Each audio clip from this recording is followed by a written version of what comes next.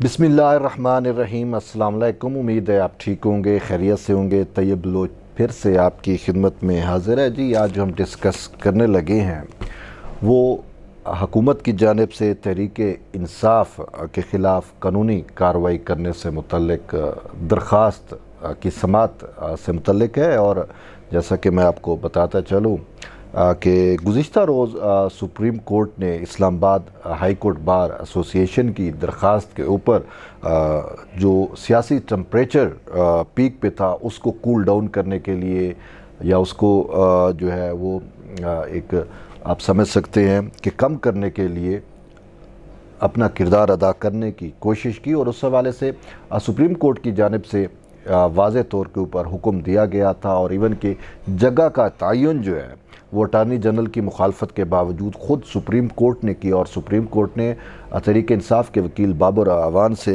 ये यकीन दहानी भी ली कि आपको कौन सी जगह चाहिए। तो उन्होंने कहा हमें डी चौक उन्होंने कहा कि हमें जो है वो कश्मीर हाईवे के पास यानी G9 H9 के दरमियान जो ग्राउंड है जहाँ पे JUI फे ने अपना जलसा किया था, हमें वो जगह जो है अलाट की जाए। तो सुप्रीम कोर्ट ने अटारनी जनरल के एतराज़ के बावजूद वो जगह जो है वो अलाट की और कमिश्नर को भी कहा और ज़िली इंतज़ामिया को भी कहा कि आप जो है वो रुकावटें नहीं डालेंगे और तहरीक इंसाफ के कारकुनों को या उनके कैदीन को जो इस्लामाबाद की तरफ मार्च कर रहे हैं उनको आने दिया जाए। और इनको पाबंद बनाया कि आपने जो जगह चूज़ की है यानी G9 H9 के दरमियान जो ग्राउंड है वहाँ तक आप अपने आप को महदूद करेंगे, रेड जोन या डी चौक की तरफ नहीं आएंगे। और इसके साथ साथ हुकूमत की कमेटी और तहरीक इंसाफ के जो डायलॉग या मुज़ाकराती कमेटी थी उनको भी कहा कि आप कमिश्नर ऑफिस में 10 बजे जो है इस हवाले से अपनी मीटिंग करके मामलात को जो है वो तहम्मुल और बुर्दबारी के साथ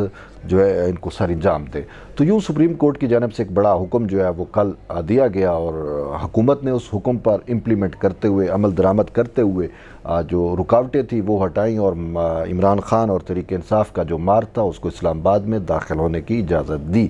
लेकिन उसके बाद हम देखते हैं कि जो उन्होंने यकीन दहानी कराई थी, अंडरस्टैंडिंग दी थी सुप्रीम कोर्ट के अंदर, उसको पूरा नहीं किया। और उस मुतलका या जलसा गाह में या उस पंडाल में जो सुप्रीम कोर्ट ने उनको अलाट किया वहाँ पर जाने की बजाय उनका रुख जो है वो डी चौक की तरफ था। और फिर डी चौक की तरफ रुख होने की वजह से हमने देखा कि पुलिस की जानिब से भी उनको रोकने की भरपूर कोशिश की गई। सारी रात शेलिंग होती रही, आंसू गैस लाठीचार्ज तक भी हुआ और यूँ हालात जो है वो हमें सारी रात के जो है वो बिगड़ते हुए नज़र आए। और फिर हमने देखा भी सही कि किस तौर के ऊपर या किस तरीके से इस्लामाबाद में बदअमनी फैलाने की कोशिश की गई, दरख्तों को जलाया गया। ग्रीन बेल्ट जो है इस्लामाबाद में और ख़ासकर ब्लू एरिया के अंदर जो डी चौक की तरफ रास्ता आता है वहाँ पर जो ग्रीन बेल्ट पे दरख्त मौजूद थे उनको आग लगा दी गई और बड़े पैमाने पर दरख्त जो है वो जलाए भी गए।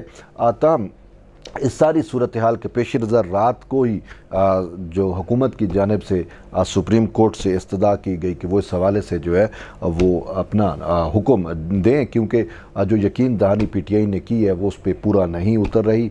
और सुप्रीम कोर्ट ने जो जगह अलाट की है हुकूमत वहाँ पे बज़ेद थी कि वहाँ पे ही जो सुप्रीम कोर्ट का हुक्म है उस पर यानी अमल दरामद किया जाए और तहरीक इंसाफ वहाँ तक ख़ुद को महदूद रखे।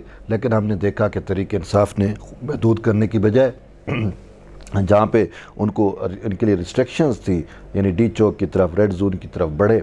और इस सारे मामलात के ऊपर रात को ही सुप्रीम कोर्ट से हुकूमत की जानिब से ये इस्तदा की गई कि रात के सुप्रीम कोर्ट जो है वो इस जो इंतशार की सी कैफियत नज़र आ रही थी उसको मिनिमाइज़ करने के लिए जो है अपना किरदार अदा करे। ताहम रात को जो है वो सुप्रीम कोर्ट तो ना खुल सकी, लेकिन दरख्वास्त जो है वो रात को ही दायर कर दी गई थी। फिर सुबह अटारनी जनरल की जानिब से एक नोट भी जो है वो सुप्रीम कोर्ट में पुट किया गया और फिर हमने देखा कि इस्लामाबाद हाई कोर्ट बार की आज दरख्वास्त जो है वो आज सुबह 9:30 बजे तक मुलतवी हुई थी। इधर से अटारनी जनरल और हुकूमत की दरख्वास्तें भी आ गई।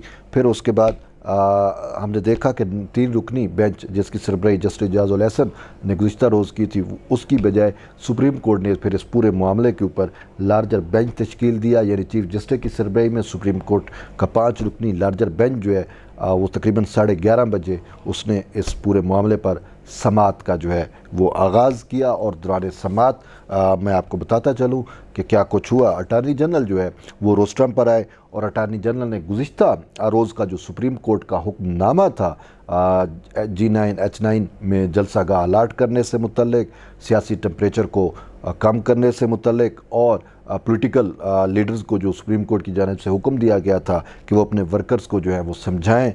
और ये जो पोलराइजेशन है, जो सियासी तकसीम बढ़ रही है, जो एक दूसरे के ख़िलाफ़ दुश्मनी किसी कैफियत पैदा हो चुकी है, उसको मिनिमाइज़ करने से मुतल्लिक जो हुक्मनामा था वो पढ़कर अटारनी जनरल ने अदालत को सुनाया। और अटारनी जनरल ने सिर्फ ये नहीं बल्कि अटारनी जनरल ने जो है इमरान खान के रात के एक जलसे का वीडियो क्लिप जो है वो भी अदालत में पेश किया गया। और कोर्ट रूम नंबर 1 के अंदर लगी स्क्रीनों के ऊपर इमरान खान का वो क्लिप जो है कुछ देर के लिए सुनाया भी गया।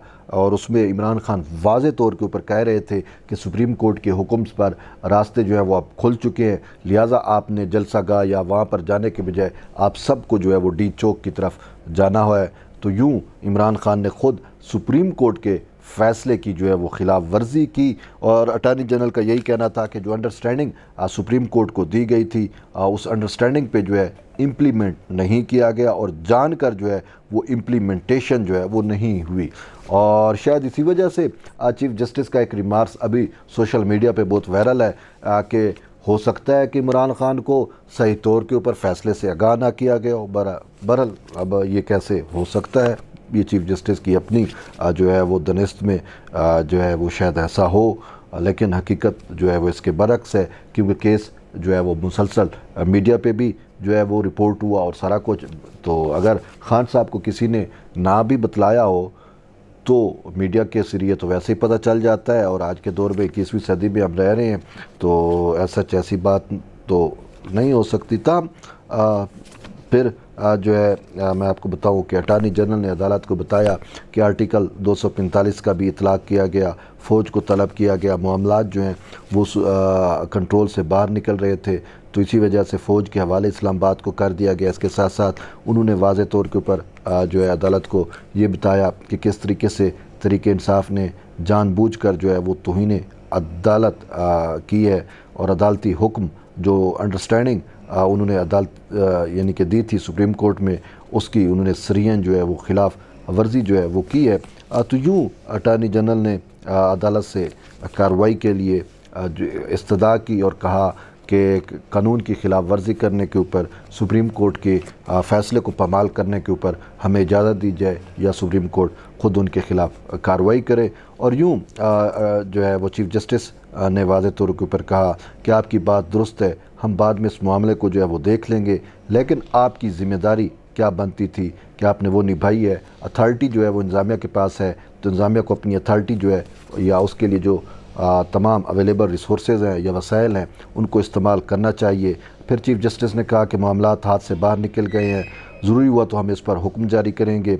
और चीफ जस्टिस ने यह भी कहा कि अब टेम्पर यानी कि सियासी दर्जा हरारत बहुत ज़्यादा है, पोलराइजेशन जो है या सियासी तकसीम जो है वो सूरत रफ्तारी के साथ बढ़ रही है और उसका खमियाजा जो है वो रियासत, मुल्क और लोग जो हैं वो भुगत रहे हैं। हम नहीं समझते कि इस हवाले से मज़ीद कोई ऐसा हुक्म दे जिससे मज़ीद तकसीम जो है वो लोगों में हो। तमाम चीफ जस्टिस ने एक बात की और कहा कि आम लोग इसमें मुलव्वस हैं, अगर हम कोई हुक्म देते हैं तो वो फिर एक मिसाल बन जाएगा और उसका खमियाजा जो है वो एक आम लोग भुगतेंगे। अब आम लोग का मसला क्या है, चीफ जस्टिस ने खुद ही बताया कि उनका कोई एजेंडा भी नहीं, उनका कोई एजेंडा नहीं, वो सिर्फ अपने कैद की वजह से यहाँ पे आए थे। लेकिन बात तो फिर भी वहीं पहुँचती है ना कि अगर सियासी वर्कर का एजेंडा नहीं था तो खान साहब का तो एजेंडा था ना, और खान साहब ने अपने एजेंडे के लिए आपके फ़ैसले को जो सुप्रीम कोर्ट का फ़ैसला है उसको पामाल किया। तो ये अदालत को देखना चाहिए था। बहरहाल आगे मैं आपको बताता हूँ कि चीफ जस्टिस ने कहा कि हम जो है वो हमारा भी वाज़ात की कि हमारा भी जो है वो कोई एजेंडा नहीं है। हम इस्लामाबाद हाई कोर्ट बार की दरख्वास्त आई तो हमने उस पर समाअत की थी। अब ये एक जो है इशू बड़ा हो चुका है, ताहम हम चाहते हैं कि अदालत पर जो है वो इत्मीनान रखा जाए और हमारा मुल्क जो है वो इसकी सज़ा भुगत रहा है, जो पोलराइजेशन है, जो सियासी तकसीम गहरी हो रही है। और यूँ चीफ जस्टिस ने कहा कि किसी को कानून को हाथ में लेने की इजाज़त नहीं दे सकते, लेकिन अदालत जो ज़रूरी समझेगी वो इस हवाले से गाइडलाइन जो है वो देगी। और अभी अटार्नी जनरल जो है वो बात कर ही रहे थे और उन्होंने कहा कि मैन ऑफ डिग्निटी जो है वो सबसे इम्पोर्टेंट होती है, लेकिन अफसोस से कहना पड़ रहा है कि इमरान खान जब भी बोलता है तो उसके मुंह से जहर उगला जाता है, सियासी मुखालफिन को चोर डाकू कहा जाता है। और यूँ वो बात कर रहे थे तो इस्लामाबाद हाई कोर्ट बार के सदर शुएब शाहीन जो है वो रोस्टम पर आए और फिर उसके बाद एक यानी कि शोर किसी कैफियत पैदा हुई और बेंच जो है वो अचानक उठकर चला गया। बहरहाल ये तो आज की कार्रवाई थी और यूँ फ़ैसला नहीं दिया और फ़रीक जो है वो सिर्फ़ एक फ़रीक को यानी कि ख़ुद सिर्फ अटार्नी जनरल को सुना, पीटीआई का मौक़िफ़ भी जो है अदालत ने उसको नहीं सुना। तो इसी वजह से सोशल मीडिया के ऊपर अदलिया के ऊपर बहुत ज़्यादा तनकीद भी हो रही है। मैं कहीं पे एक ट्वीट पढ़ रहा था तो किसी ने ये भी लिखा कि पहले अज़ख़ुर नोटिस होते हुए तो हमने देखे, लेकिन जजेस की जानिब से अज़ख़ुर दलाल दिए गए। बहरहाल जब बेंच उठकर चला गया और तमाम लोग जो कोर्ट के अंदर बैठे हुए थे वो सारे हैरान व शजदर थे कि हाउ इट पॉसिबल कि एक समाज चल रही है और बेंच उठकर जो है वो चला गया है। तो इस पर कहीं से एक मुझे ये आवाज़ भी पड़ी, कान में पड़ी कि पेड़ छोड़कर भाग गए। बहरहाल उनको हुकूमत के ख़िलाफ़, हुकूमत की दरख्वास्त पर जब इमरान खान के ख़िलाफ़ कार्रवाई का कहा गया या इस सवाल से मुनासिब हुक्म का जारी करने का कहा गया तो उन्होंने दरख्वास्त पर समाअत तो की लेकिन किसी भी हुक्म को देने से गुरेज़ किया, ना उनके ख़िलाफ़ तौहीन अदालत की कार्रवाई की और ना हुकूमत को जो है अलाउ किया कि वो कार्रवाई करें और यूँ सिर्फ कहा कि हम गाइडलाइन देंगे और ये हमारा माशरती मसला और वो जो एक आम सी एक जनरल सी बातें हैं वो करके बेंच जो है वो उठ के चला गया। अब देखते हैं कि इस पर सुप्रीम कोर्ट की जानिब से कब गाइडलाइंस आती हैं, क्या आती भी हैं या ये मामला जो है सुप्रीम कोर्ट ठप करके या इस मामले को या इस केस को दाखिल दफ्तर कर देती है। लेकिन बात यह है कि जजेस को चाहिए था कि वो जब उनको पता है कि ऑलरेडी वो इसका नतीजा भुगत रहे हैं कि जो रात को 12 बजे अदालतें खुली और फिर इनको ये भी आइडिया है कि इमरान खान के मुंह से कितना जहर निकलता है इदारों के ख़िलाफ़, रियासत के ख़िलाफ़, कोई भी तबका, कोई भी शख्स जो उसका सियासी मुखालिफ हो उसके ख़िलाफ़ फ़ैसला दे अदलिया या कुछ भी हो तो वो किसी को नहीं बख्शता। उसकी ज़बान से कोई ना इदारा ना कोई इंडिविजुअल शख्स जो है वो उसकी ज़बान से महफूज है। तो यूँ जब इनको पता था कि मामलात बिगड़ सकते हैं तो फिर हुकूमत का जो या इंतज़ामिया का जो इख्तियार है उसको यूटिलाइज़ करने देते, हुकूमत के हाथ ना बांधते। लेकिन अफसोस से कहना पड़ रहा है कि कल का जो फ़ैसला था जस्टिस एजाज़ुल हसन की सरबराही में 3 रुकनी बेंच का, उसने पहले हुकूमत के हाथ बांधे। फिर भी अल्लाह का करनी ऐसा हुआ कि फिर पाकिस्तान जो है वो किसी बड़े सानिए पे नहीं पहुँचा। जो कुछ दरख्त जले या थोड़ी बहुत बदअमनी हुई, 35 पुलिस एहलकार ज़ख्मी हुए या ये चीज़ें रियासत जो है वो अफोर्ड कर सकती है, बर्दाश्त कर सकती है और बर्दाश्त किया भी सही। लेकिन कोई किसी बड़े सानिए से हम महफूज रहे।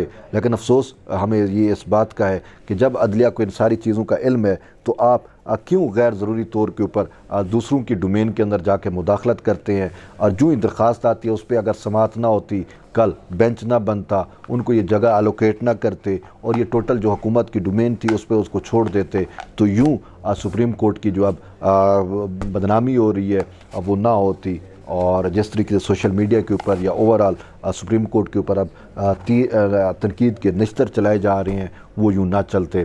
तो इनमें इनका अपना ही जो है वो कसूर है।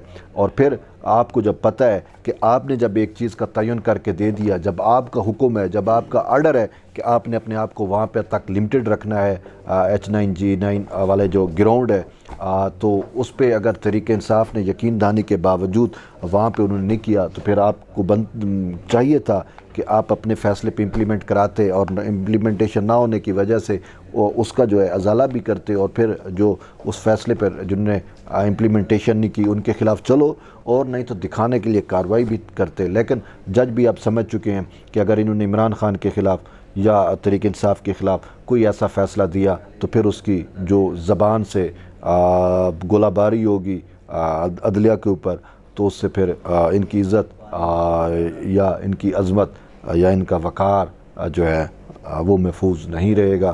तो इसी वजह से इन्होंने भी जान छुड़ाने में अफिया समझी और इस मामले को जो है वो साइड पे या खो खाते करने की कोशिश की। बहरहाल ये तो आज की प्रोसीडिंग का हाल अहवाल था, तो मैंने कहा आप तक पहुंचा दूं। देखते हैं अब इस पर क्या गाइडलाइन आती हैं नहीं आती, लेकिन जो अंदर की सूरत हाल थी और जो ओवरऑल एक सिचुएशन थी वो हमने आप तक पहुंचाई है। एट दी एंड यही कहूँगा कि जुड़े रहिए तैयब बलोच के साथ। इंशाल्लाह दोबारा एक और वीडियो के अंदर आपके साथ गुफ्तगू होगी। तब तक के लिए इजाज़त दें। अल्लाह हाफ़िज़।